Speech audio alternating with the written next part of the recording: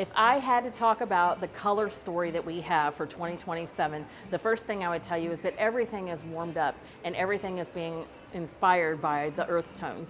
We're seeing that the whites, the beiges, those taupes that are very bland, those are out. Gray is definitely out. And we started to see this in the last 2 years. But here in Prairie Revival, we're really starting to see something that's a little bit different. And that's where you take all those neutral palette colors, but you take a hue and you mix those together and you come up with this new earth-inspired color set. This right behind me, I think through the showroom really probably brings those colors into focus. We're seeing those golden hues, those beautiful browns. The roses right there have that kind of peachy orange color, but you can just imagine that that has been a beige rose that we've just added a little bit of that Georgia clay to, and all of a sudden that earth-inspired tone comes out.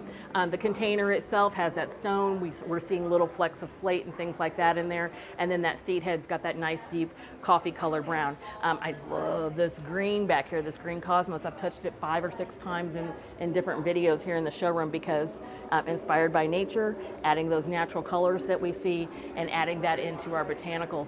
As we look through Prairie Revival, one of the things that you're going to notice that the designers did here that I think is exceptional. They just did an exceptional job of making sure that you're picking up those earth tones in our backgrounds.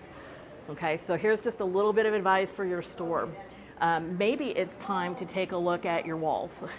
And they did this, the designers did. They replaced all the walls here in Prairie Revival because they knew that those earth tones were really resonating and trending this year, and this is the time to do it. So if you've been putting it off because you don't want to move all your shelves and you don't want to move all your merchandise and you don't want to have to redo all of the table toppers, this is the time because it's just going to get warmer and warmer.